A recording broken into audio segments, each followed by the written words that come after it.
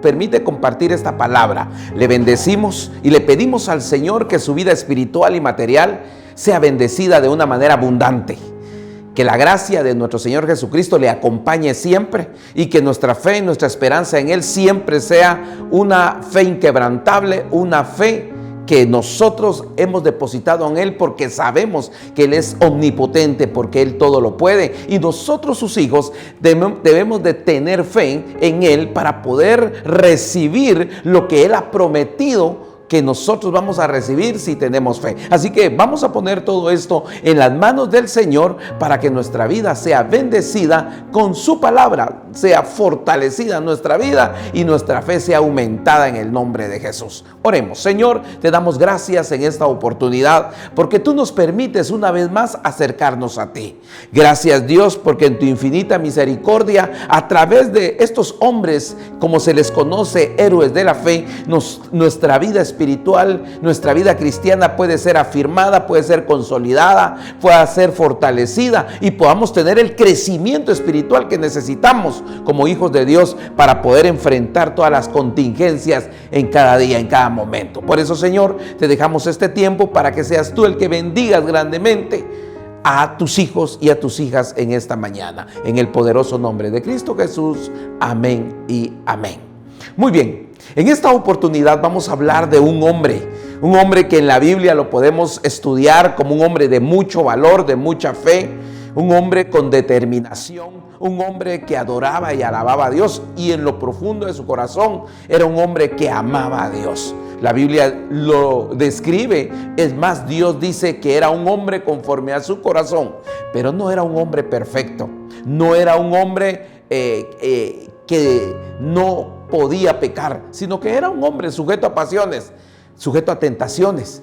Cayó en unas oportunidades, pero un hombre que se levantó, un hombre que nuevamente siguió adelante y con su vida, hoy por hoy, muchos somos bendecidos. Claro, en aquellas cosas en las cuales él erró, en aquellas cosas, en aquellas desobediencias que él cayó, nosotros los hijos de Dios también debemos de aprender para alejarnos de eso, para no sufrir las consecuencias que él sufrió en carne propia. Estoy hablando de David. Nosotros sabemos que en la palabra de Dios hay algo que a David se le muestra y se habla mucho de ese pecado. Y nosotros hablamos del pecado con Betsabé. Hoy vamos a ver lo que significó para David que el profeta Natán viniera con él y lo reprendiera. Aunque al principio vamos a ver que como que él pensaba que ya Dios había olvidado y había pasado por alto ese pecado.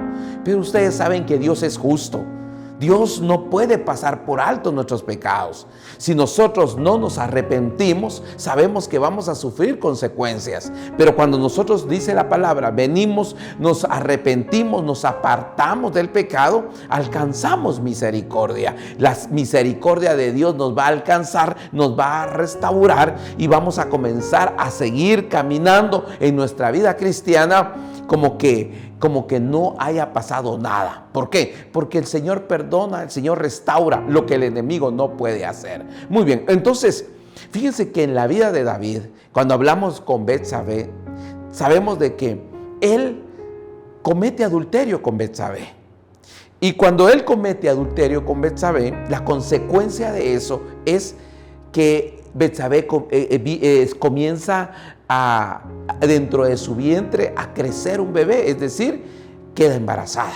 Y le comunica a David de que había quedado embarazada. Y David, para cubrir su pecado, porque muchas veces eso es lo que hacemos nosotros los seres humanos, en lugar de arrepentirnos, en lugar de apartarnos, lo que nosotros buscamos como seres humanos es tapar, es cubrirlo.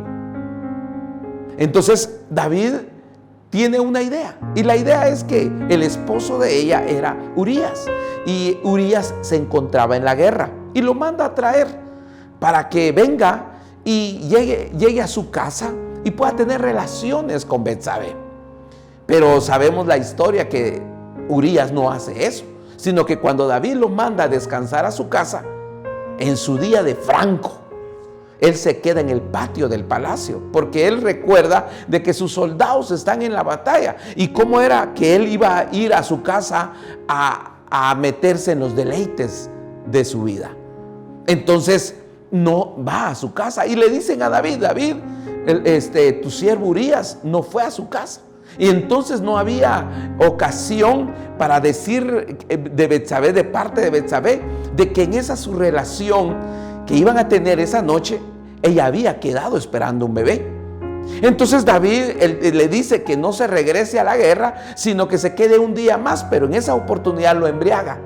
Y como le digo nuevamente, David, como todo ser humano, regularmente, que en lugar de confesar su pecado y apartarse, nuevamente quiere seguir cubriendo su pecado. Y entonces lo emborracha.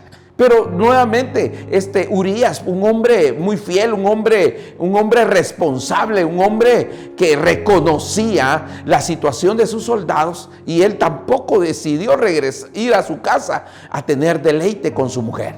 Entonces David toma otra decisión, pero esta otra decisión para cubrir su pecado es una decisión de muerte, porque manda un mensaje al general que comandaba a su ejército para que pusiera a Urías al frente de la batalla. Y ciertamente en ese lugar la mayoría perdía la vida, y ponen a Urías, y ciertamente Urías muere. Entonces ya miramos nosotros que David no solamente podría ser señalado de adulterio, sino también de asesinato, porque indirectamente él lo mandó a la muerte. Y después de eso encontramos nosotros que David hace algo, y es que toma a la mujer de Urías, que es Betsabé, y se la lleva a su casa y la toma como por mujer. Y lo dice literalmente el libro de Samuel, capítulo 11, versículo 27. Después del luto, David mandó a que le llevaran al palacio y la toma por esposa a Betsabé. Con el tiempo, ella le dio un hijo. Sin embargo, lo que David había hecho le desagradó al Señor. Mire, desde que el momento de que David desobedece a Dios, que cae en pecado y comienza a intentar cubrir su pecado, eso no le agrada a Dios. Cuando nosotros en la vida hacemos lo mismo, cuando caemos en algún pecado, cuando nos alcanza el pecado, porque ya el cristiano habitualmente no puede estar inmerso en un pecado, porque entonces su corazón se ha endurecido y se ha apartado de la presencia de Dios, y Dios también lo ha dejado en sus deleites, en su pecado, en sus pasiones. Entonces David viene y toma a esta mujer por su esposa. Entonces, pero esto, Dios siguiéndole los pasos, porque Dios también nos sigue los pasos a nosotros. Dios no quiere que nosotros estemos cubriendo y tapando el pecado, sino que lo que Dios busca es que nosotros procedamos al arrepentimiento, que nosotros nos apartemos del pecado para que Él nos pueda restaurar. Ese es el propósito del arrepentimiento, ese es el propósito de que nosotros nos apartemos de aquellos pecados que nos gustan, porque regularmente el ser humano peca con el pecado que le gusta. Y entonces ahí llevan a Betsabé a la casa real, y Betsabé se convierte en reina, y David siguió cumpliendo con sus deberes reales. Pero cierto día llega una visita inesperada de David, y es del profeta Natán. El profeta Natán era un profeta verdadero, era un hombre que Dios le hablaba. Hoy no voy a hacer hincapié de que él hablaba con Dios. Estoy hablando de que Dios a él le mostraba las cosas ocultas. Aquellas cosas que el ser humano no miraba, él sí se las revelaba a sus profetas y los mandaba a que fuera a reprender a ciertas personas, especialmente a los reyes en aquella época. Entonces llega la visita inesperada de este profeta Natán. Y yo me imagino a David preocupado porque le fueron a decir: mira, rey, te anda buscando Natán, el profeta de Dios. Y yo creo que David, como cuando uno en algún momento ha hecho algo malo y siente que toda la gente sabe lo que uno ha hecho y uno se siente mal y uno se siente incómodo. Y yo me meto en la jugada porque no precisamente hay pecados como la mayoría se inclina solamente a hablar de adulterio, fornicación, homosexualismo y otras cosas. No, también en algún momento cuando alguien miente, cuando una persona miente y siente que la otra persona va a descubrir esa mentira. Y entonces David, que tenía eso oculto, yo me imagino que en algún momento pensó rápidamente, ahí hasta el color se le fue de su rostro y dijo: Dios le habló a Natán y Natán me viene a reprender por mi pecado oculto que tuve con Betsabé. Y entonces hace pasar a Natán. Y Natán viene de parte de Dios y mire la forma como le entra Natán a David. Era el rey en aquel tiempo. No cualquiera llegaba a la presencia del rey. Y David lo recibió porque él conocía a Natán. Sabía que Natán era un hombre de Dios. Sabía que Dios le hablaba a Natán, que era un profeta verdadero. Y entonces le permitió el acceso ahí a la casa real.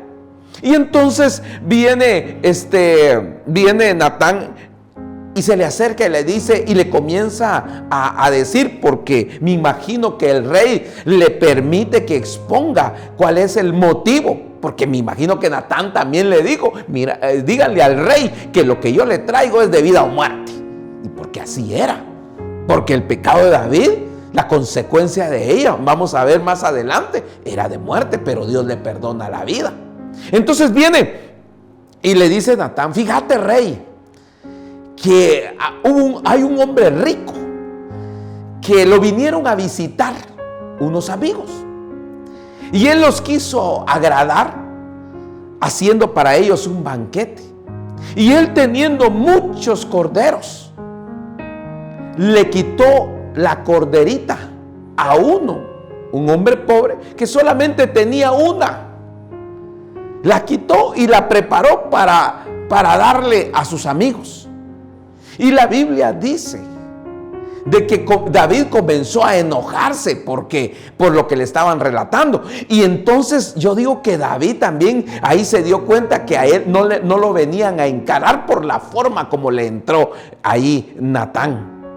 Él diría: bueno, yo pensé que iba a venir a decirme: David, has pecado con Betsabé, eres culpable de adulterio y eres culpable de asesinato. Yo me imagino que eso esperaba David. Pero sin embargo, Natán le entra de otra manera y le dice: y fíjate que ese rey, por agradar a sus amigos, ese hombre rico, por agradar a sus amigos, le quita la corderita a uno que solamente tenía esa corderita que él amaba, esa corderita que dice que dormía en su pecho, esa corderita que le daba de comer con sus manos, que la quería mucho. Y entonces David se enoja fuerte. Y entonces dijo: bueno, Natán me está hablando de otra persona. Y por eso Natán viene así, tal vez hasta enojado, me está hablando de esto por el pecado de otro. Y David también se comienza a enojar.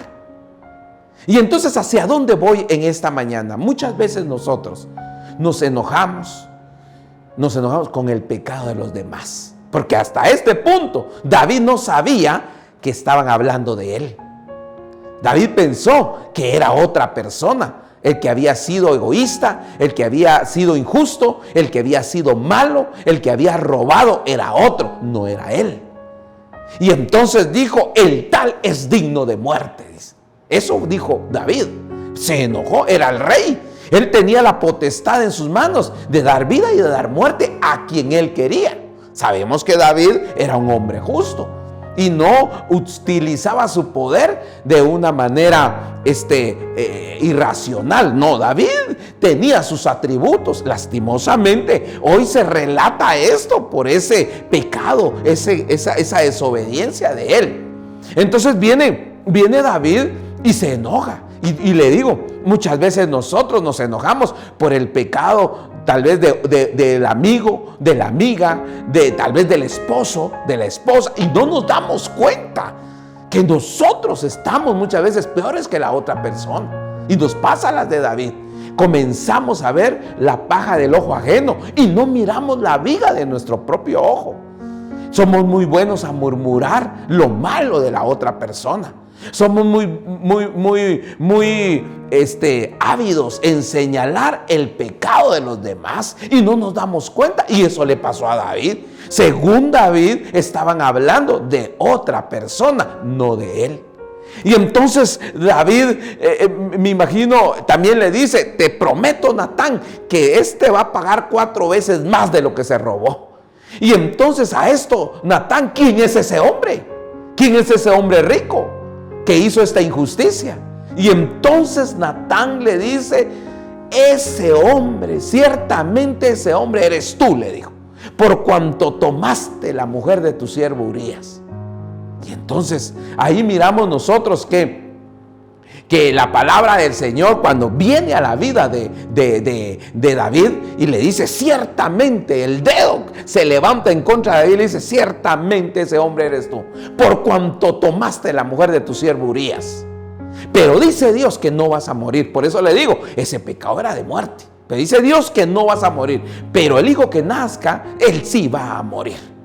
Y la espada nunca más se va a apartar de tu casa. De tu propia casa se va a levantar, parafraseado, un enemigo. Y tus mujeres se van a ser dadas a otros hombres. Y David se asusta. Y David, en ese momento, dice David: he pecado contra Jehová. He pecado contra el Señor. David tuvo mucho tiempo. Él pensó que ya había cubierto su pecado, ya lo había tapado, ya Dios lo había pasado por alto, ya no iba a sufrir las consecuencias de ese pecado. Pero miramos a David de que Dios, como es justo y como él lo amaba, lo tenía que disciplinar, lo tenía que confrontar, tenía que salir el pecado para que él pudiera llegar a este momento del arrepentimiento. Él dijo: he pecado contra Jehová, he pecado delante de Dios. Yo creo que antes de ver los pecados de los demás, antes de murmurar de los pecados de otros, antes de señalar a la esposa, antes de señalar al esposo, antes de señalar a los hijos, o antes de señalar a los padres, o al cuazo, al amigo, tenemos que ver nuestra vida, cómo andamos delante de Dios, cómo estamos delante de su presencia, qué es lo que nosotros hemos hecho, qué es lo que nosotros hemos hablado, qué es lo que nosotros hemos visto, escuchado o hemos hecho con nuestras manos, o hacia dónde nuestros pies han corrido, en lugar de estar viendo eso en la vida de los otros. David dice: he pecado. Y les digo que Dios había sido misericordioso con David, igual que con nosotros.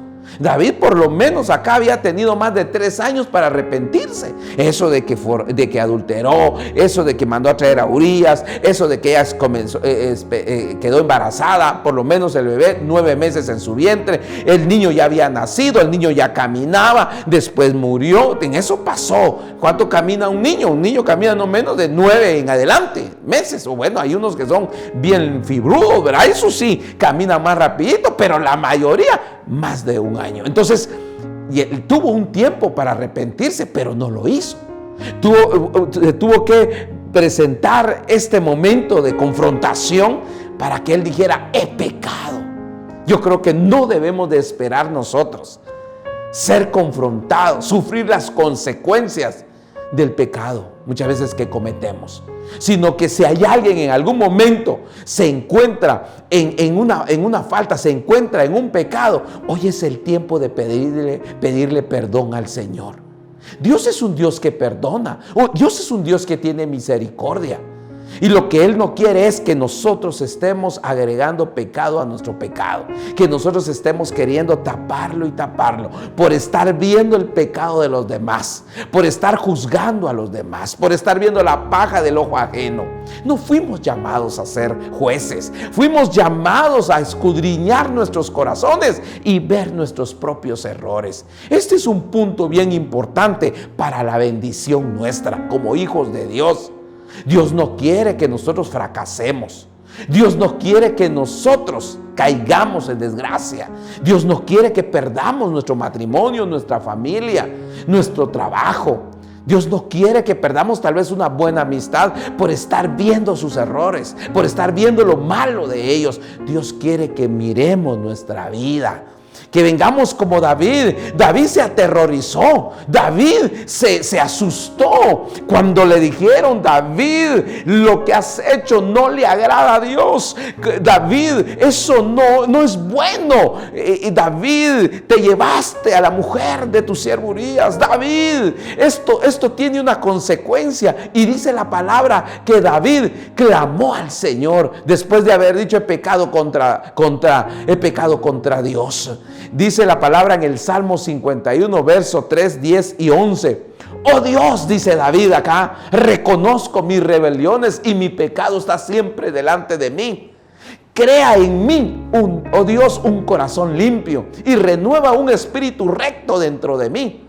No me eches delante de ti y no quites de mí tu Santo Espíritu. Él sabía, porque él tenía ya el conocimiento de las consecuencias de la desobediencia. Él vio cómo Saúl perdió la presencia de Dios por caer en desobediencia. En aquel tiempo Saúl era el rey y David vio que Saúl desobedeció a Dios, y él sabía lo que le pasaba a los reyes, a los hombres que Dios ponía y eran desobedientes. Y entonces dijo: Señor, pequé contra ti, perdóname, no apartes de mí tu presencia, no apartes de mí tu Santo Espíritu.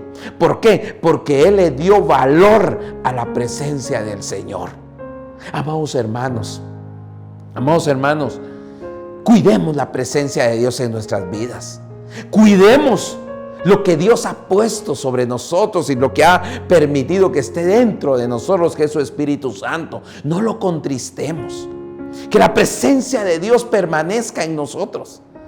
Porque si nosotros no permanecemos en la presencia del Señor, nuestra vida cristiana va a ser débil. Nuestra vida cristiana va a ser de religiosidad, de costumbres. Va a ser una vida vacía en la iglesia, pero peleando en la casa. En la iglesia, levantando muchas veces las manos, pero en pecado, juzgando a los demás, pero siendo pendencieros, andando en la carne. No, estamos siendo llamados para andar en la presencia de Dios, es decir, andar en intimidad con Él, dando el fruto del Espíritu Santo. Hombres alegres, hombres compasivos, hombres perseverantes, hombres temerosos de Dios, adoradores, hombres que quieren servir a los demás. Eso, así es como quiere Dios que andemos. Entonces, a través de este hombre de Dios llamado David, como les digo, él tiene unas cosas tremendas, maravillosas, y hoy lo tomamos como ejemplo. Él tuvo de ejemplo a Saúl.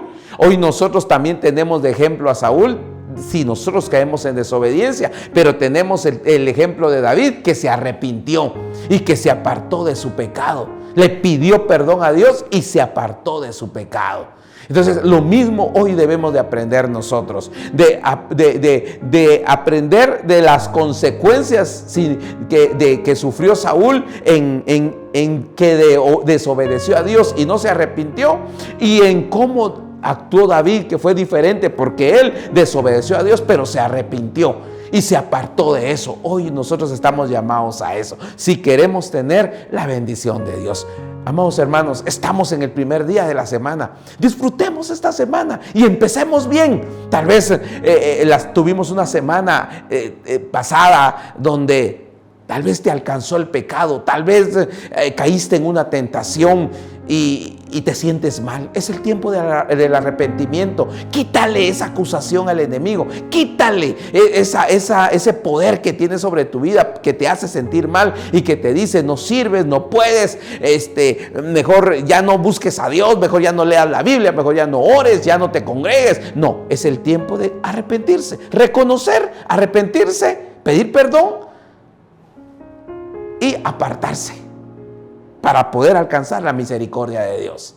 Así que este tema es para nosotros, para que podamos nosotros vivir una vida en victoria y no estar viendo los pecados de los demás, sino que miremos nuestros propios pecados. Que el Señor le bendiga.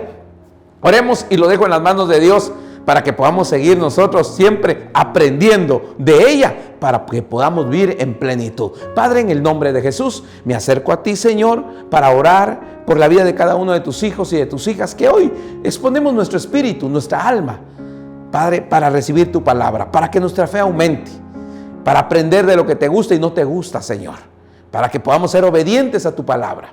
Señor, hoy aprendemos de Saúl. Saúl sufrió las consecuencias de su pecado porque no se arrepintió. Pero David, Señor, se arrepintió, se apartó y alcanzó la misericordia tuya. Así queremos ser nosotros todos los días. Queremos vivir bajo tu misericordia y que tu presencia esté sobre nosotros. Por eso, Señor, te dejamos este tiempo para que fortalezcas nuestras vidas, sanes nuestro espíritu, nuestra alma de toda contaminación y también nuestro cuerpo. Bendecimos este país, bendecimos a la institución, bendecimos al Servicio de Capellanía Militar y bendecimos al alto mando del Ejército de Guatemala. Bendecimos, Señor, a nuestro pueblo, a nuestra gente, a todos los hombres y mujeres, Señor, que podemos llegar a través de este devocional. Gracias, Padre, en el nombre de Jesús. Amén y amén. Que el Señor le bendiga, que el Señor le guarde y que el Señor haga resplandecer su rostro sobre usted y tenga de usted misericordia y ponga paz en su corazón. Bendiciones. Hasta la próxima.